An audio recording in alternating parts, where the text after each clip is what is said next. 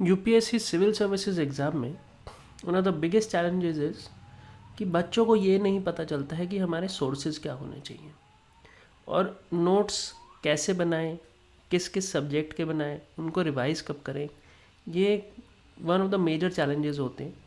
आज हम ये जानते हैं मेरे साथ, because I have appeared in the UPSC interview and have over 7 years of experience in teaching and guiding students, and in that process I have been head of some of the most prestigious and well recognized programs in the industry. तो आपका गोल ये होना चाहिए कि minimum sources maximum revision, क्योंकि actual game यही है कि जितनी बार आपने एक चीज़ पढ़ी होगी उतना बेटर आपका रिकॉल रहेगा और उतना ही बेस्ट आप एग्ज़ाम में कर सकेंगे, ना कि मैं 50 किताबें पढ़ लूँ और आए मेरे को एक से भी नहीं। तो GS1 के क्या सोर्सेज होने चाहिए? मॉडर्न हिस्ट्री के लिए स्पेक्ट्रम, एंशिएंट और मिडिवल के लिए ओल्ड वाली NCERTs, पोस्ट इंडिपेंडेंस के लिए आप स्पेक्ट्रम पे भी जा सकते हैं या आप हिस्ट्री की NCERT भी कर सकते हैं। वर्ल्ड हिस्ट्री के लिए अर्जुन देव वाली NCERT इज़ गुड। ज्योग्राफी में NCERT प्लस GC लियोन। कुछ बच्चे ऑल्टरनेटिवली PMF भी पढ़ते हैं but it is a bit बल्कि, पर वो बुक भी अच्छी है। सोसाइटी जो GS1 का पार्ट है उसमें आप NCERT की क्लास 12 की 2 books, Indian society, social change and development, and class 11 का introducing sociology. This has to be read selectively only if you are a beginner, otherwise जो 2 12th की बुक्स हैं they are more than enough. अब GS2 के लिए हमें क्या sources लेने होंगे? पॉलिटी गवर्नेंस के लिए तो लक्ष्मीकांत और करंट अफेयर्स हैंडल हो जाता है। इंटरनेशनल रिलेशंस में आप करंट अफेयर्स से ही करिए, बस उसमें एनालिटिकल चीज़ों पे ज़्यादा फोकस रखना है। ये नहीं कि सिर्फ फैक्ट्स रट रहे हैं, आपको जियो पॉलिटिकल, जियो स्ट्रैटेजिक जितनी भी चीज़ें आती हैं उस पर फोकस करना है।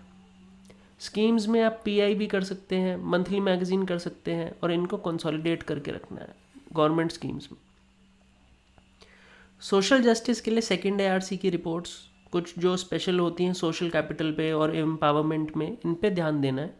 गवर्नमेंट की स्कीम्स आप PIB और PRS से कर सकते हैं, specially for the GS2 paper PRS is very good. NITI Aayog, NFHS survey, UN की रिपोर्ट्स, ये सब इस पेपर में बहुत काम की चीज़ें होती हैं। अब GS3 में अगर हम देखते हैं तो हमें एक बहुत अच्छे सोर्सेज मिलते हैं इकोनॉमी के, मृणाल, श्रीराम IAS या Nitin Singhania. I would say all 3 of them are very good. आपको जोन सा बेटर लगे। मृणाल थोड़ा सा बल्कि है पर वो डिटेल्ड है। श्रीराम सर की बुक बिगिनर्स को थोड़ी कॉम्प्लेक्स लग सकती है but it is also a good book. Nitin Singhania is the latest entrant in to the economy books, but ये इन दोनों का मीडियम आएगा, मतलब उतना टफ भी नहीं है और उतनी लंबी भी नहीं है जितनी मृणाल है। तो नितिन सिंघानिया आजकल बहुत चल रहा है। अदरवाइज़ इन तीनों में से कोई भी अगर आप कर पाते हैं दैट इज़ गुड। तो NCERT में से कुछ टॉपिक्स आप कर सकते हैं और करंट अफेयर्स तो आपको इकोनॉमी में चलाने ही है। इन्वायरमेंट में शंकर IAS या PMF दोनों में से जो आपको बेटर लगे। पहले लोग शंकर IAS ज़्यादा करते थे, अब PMF ज़्यादा कर रहे हैं, but both are very similar.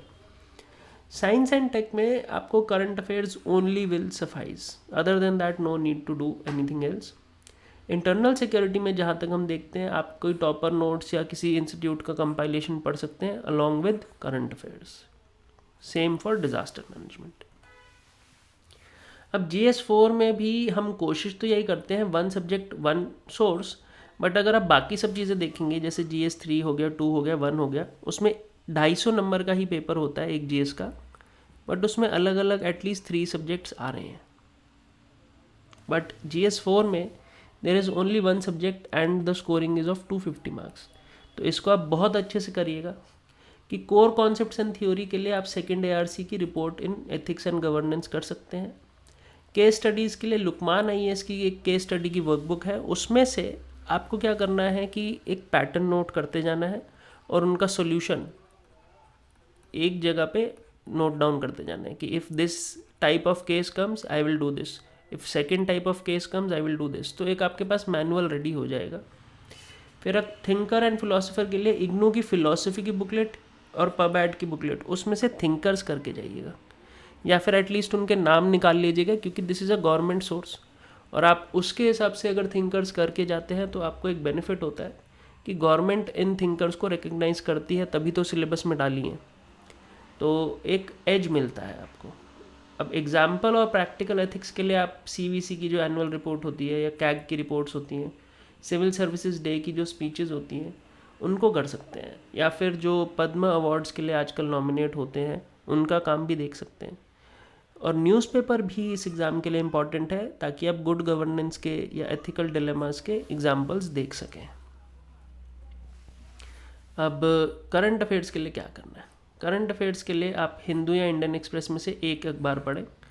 PIB के इम्पॉर्टेंट जो भी रिलीजेस होते हैं वो पढ़ सकते हैं, जैसे कोई प्रेस रिलीज अगर वो निकालता है। मंथली मैगजीन विजन की भी अच्छी है, पीडब्ल्यू की भी अच्छी है, फोरम की भी अच्छी है। ज़्यादातर बच्चे विजन या पीडब्ल्यू का देखते हैं। इसके अलावा ऑल इंडिया रेडियो का एक बहुत अच्छा प्रोग्राम आता था, spotlight, that is extremely good. और PRS India is specifically for GS2 and polity. तो ये जो चीज़ें हैं इनको भी लेकिन आपको कंपाइल ज़रूर करना पड़ेगा। अब हमें ये देखना है कि क्या चीज़ें नहीं करनी, इस एग्ज़ाम में क्या करना है ये बताने वाले तो बहुत लोग आ जाते हैं, क्या नहीं करना है सबसे ज़रूरी एस्पेक्ट होता है इस एग्ज़ाम का। करंट अफेयर्स में एक एरर ये होती है कि बच्चे 2 न्यूज़पेपर पढ़ते हैं, वो हमें नहीं करना। फिर फॉलोइंग 3 to 4 मंथली मैगजीन्स, वो भी नहीं करना, आप एक ही करिए and that will help you. और एक बहुत गंदी आदत जो कुछ बच्चों की होती है कि हर PDF फाइल जो है व्हाट्सएप पे आएगी तो वो डाउनलोड कर लेंगे, टेलीग्राम पे आएगी तो डाउनलोड कर लेंगे। उससे क्या होता है, आपका जो सोर्स होता है ना वो हर 2-2 मिनट में चेंज होता रहता है, तो वैसे नहीं करना। GS के लिए स्पेसिफिकली सोशियोलॉजी की कोई मोटी बुक नहीं पढ़नी है, आपका ऑप्शनल है तो इट्स डिफरेंट, बट GS के लिए नहीं करना है। कोचिंग की बुकलेट्स भी कोई खास पढ़ने की ज़रूरत नहीं है क्योंकि उनमें भी NCERT का ही रिपीटिशन होता है। और इग्नू का लॉन्ग बुक्स भी नहीं पढ़नी है सारी बैठ के, जब तक आपका ऑप्शनल नहीं है। और वीकली PDF भी रैंडमली किसी चैनल से मत उठाते जाइए। अब एथिक्स में एक इशू होता है कि बच्चे लेक्सिकॉन को अपनी प्राइमरी बुक बना लेते हैं, वो नहीं करना है क्योंकि इसकी डेफिनेशन बहुत रिजिड है और आउटडेटेड है। और बहुत ज़्यादा PDF कंपाइलेशन पे इधर नहीं डिपेंड करना है। कुछ ऐसे भी होते हैं जो कहते हैं राम आहूजा वाली बुक पढ़ेंगे तभी तो एथिक्स समझ आएगा। राम आहूजा सोसाइटी की बुक है, तो कहते हैं पहले सोसाइटी समझेंगे तो ही तो एथिक्स समझ आएगा। ऐसा नहीं है, आप डायरेक्टली एथिक्स पढ़ो और फालतू में कोट्स के रट्टे मारने की कोई भी ज़रूरत नहीं है, क्योंकि आउट ऑफ कॉन्टेक्स्ट अगर आप कोट देने लग जाएंगे तो वो बहुत ख़राब हो जाएगा। Making long notes is also not an option. आपको करना क्या चाहिए, UPSC is not about how much you collect, it is about how much you can recall या रिकलेक्ट अंडर प्रेशर। तो आपके सोर्सेज जो हैं उनके नोट्स और रिविजन वही सब कुछ डिसाइड करेगा कि आपकी तैयारी कैसी हुई है। And a well organized aspirant will always outrun a well read aspirant. Well organized का मतलब ये है कि जिसने एक एक चीज़ की अपनी सेटिंग अच्छे से करी हुई है, his ecosystem for the preparation is good, that person who is consistent will sustain his preparation। और जो सिर्फ टैलेंटेड है या वेल रेड पर्सन है वो बहुत जल्दी बाहर हो जाएंगे। 1 सब्जेक्ट 1 नोट मैं ये आपको कह रहा था, तो इसके लिए क्या करना है हमें, you have to make short and effective notes.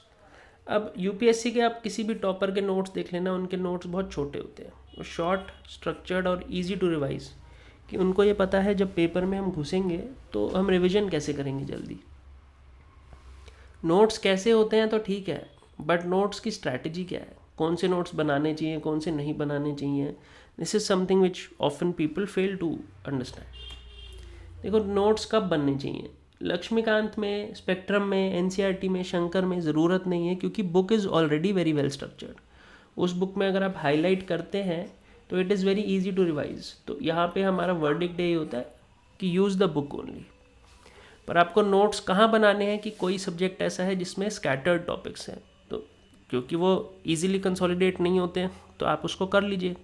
कोई डायनामिक टॉपिक है बहुत ज़्यादा तो आप उसको करंट अफेयर से लिंक करने के लिए उसके नोट्स तैयार रखेंगे। ऑप्शनल सब्जेक्ट के notes are very very necessary. और एथिक्स के भी नोट्स अगर आप कर लेते हैं, स्पेशली केस स्टडीज़, क्योंकि उसका जो रिटर्न है वो बहुत अच्छा है। आपको एक बार ही टेम्पलेट तैयार करना है, और आपका काम पूरा। रिपोर्ट्स और इंडेक्सेस भी आप आंसर में यूज़ करने के लिए डेटा, स्टेटिस्टिक्स, गुड एग्जाम्पल्स का एक कंपाइलेशन तैयार रखिए। अगर आपको नोट्स अच्छे बनाने हैं टॉपर्स की तरह, तो एक काम ये ध्यान रखिएगा कि एक पेज में एक टॉपिक ख़त्म करना है। उसके लिए आप बुलेट पॉइंट्स यूज़ करेंगे, फ्लो चार्ट्स यूज़ करेंगे और शॉर्ट फॉर्म भी यूज़ करेंगे। You have to integrate current affairs inside these notes, ताकि आपका वो वन स्टॉप सोल्यूशन बन पाए। की टेक अवेज क्या है कि यूज़ वन रिलायबल सोर्स पर subject, make notes only when necessary, these notes must be compact, visual and dynamic, avoid hoarding PDFs and focus on quality। ये हमने पहले भी डिस्कस किया था कि आपकी quality is much much more important than the quantity.